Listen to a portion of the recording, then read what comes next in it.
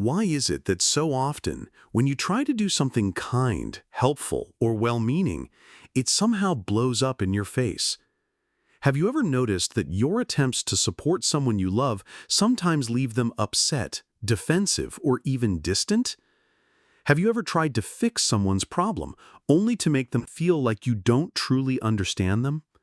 This painful paradox is something we've all experienced, and it raises a question that cuts deep into human psychology.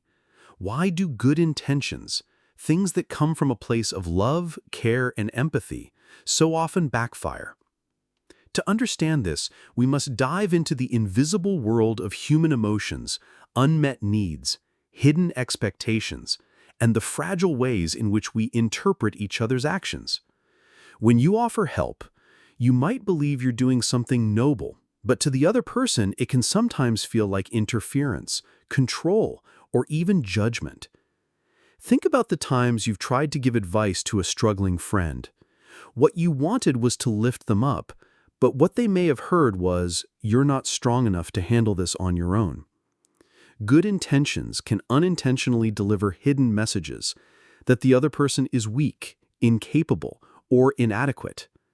And because human beings are wired with a deep need for autonomy and dignity, even the gentlest attempt to help can sometimes be perceived as an attack on self-worth. This is the paradox of intention.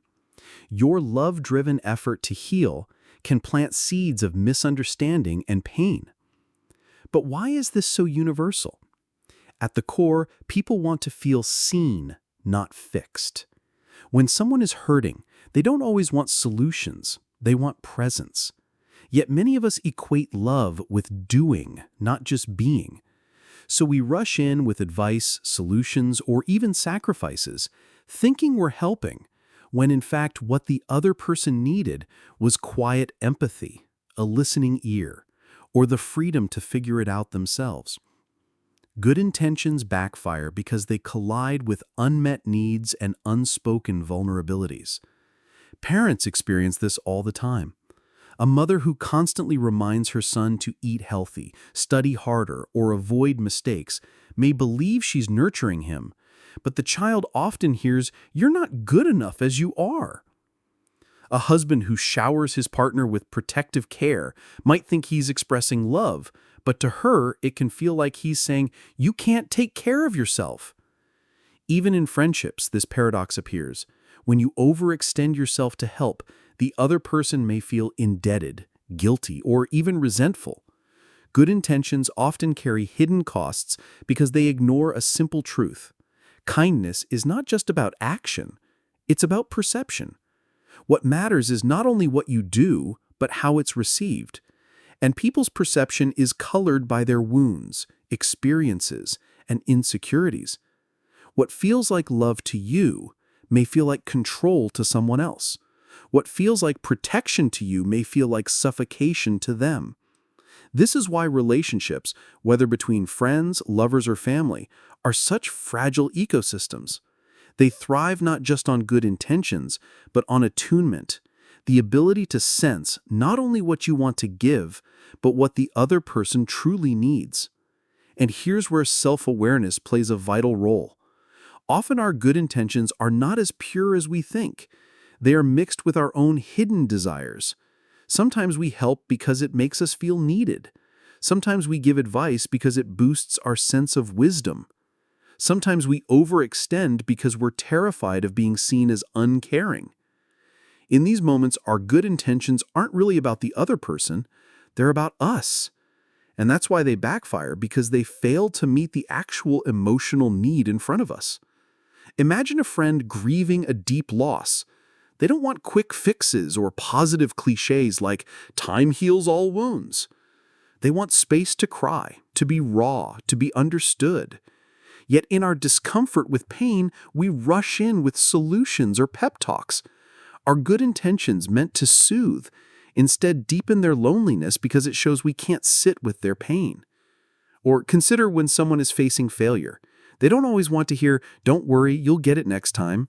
Sometimes they want someone to say, "I know this hurts, and I'm here with you." Good intentions backfire because they miss the heart of what it means to connect. to enter into someone's emotional world without trying to control or reshape it. And here's the deepest truth. Most of us were never taught how to do this. We were taught to solve, to fix, to do. But rarely were we taught the art of listening, the power of presence, or the healing strength of silence. Our society glorifies action, but in relationships, stillness often speaks louder than solutions. Think about how many conflicts could be softened if instead of reacting with advice, people simply said, "I hear you. I understand this is hard." Good intentions would no longer backfire because they wouldn't be about proving love, but about embodying love. But this is easier said than done because it requires courage. It requires sitting with discomfort, letting go of control, and allowing others to walk their own path, even if that means watching them struggle. And struggle is something we instinctively want to prevent for those we love. But here's the paradox. In trying to protect them from struggle, we sometimes rob them of growth. Our good intentions may actually stunt their resilience, their independence, or their confidence. Children who are overprotected grow up anxious and fragile. Friends who are constantly rescued never learn to stand on their own. Partners who are micromanaged feel trapped instead of cherished. So the lesson is not to stop caring, but to care differently. To move from control to compassion, from fixing to feeling, from doing to being. This shift is not easy, but it is transformative. It means asking before acting. What do you need from me right now? Do you want advice or do you just want me to listen? It means recognizing when your help is actually about your own need to feel important. It means respecting the autonomy of others, even when it's painful to watch them fall. Because sometimes the most loving thing you can do is step back, trust, and simply be present. Good intentions stop backfiring when they are rooted in humility. The humility to know that your way is not always the right way, that your timing may not always be theirs, and that love is not about fixing, it's about understanding. And here lies the hidden beauty. When you shift from imposing what you think is right to truly attuning to the needs of others, your intentions no longer feel like weight or judgment. They become gifts of freedom, of validation, of dignity. People don't remember the times you tried to fix them. They remember the times you sat with them in silence, without judgment. They remember the moments you allowed them to be fully themselves. They remember not the solutions you gave, but the presence you offered. So the next time you feel the urge to rush in with good intentions, pause. Ask yourself, is this about me or is this about them? Will my action empower them or will it make them feel small?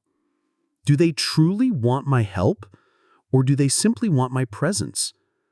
In these questions lies the key to breaking the cycle of backfired intentions. Because the truth is, love is not measured by how much you do, but by how deeply you understand. And when you understand, your good intentions will finally land where they belong, not as a burden, but as a blessing.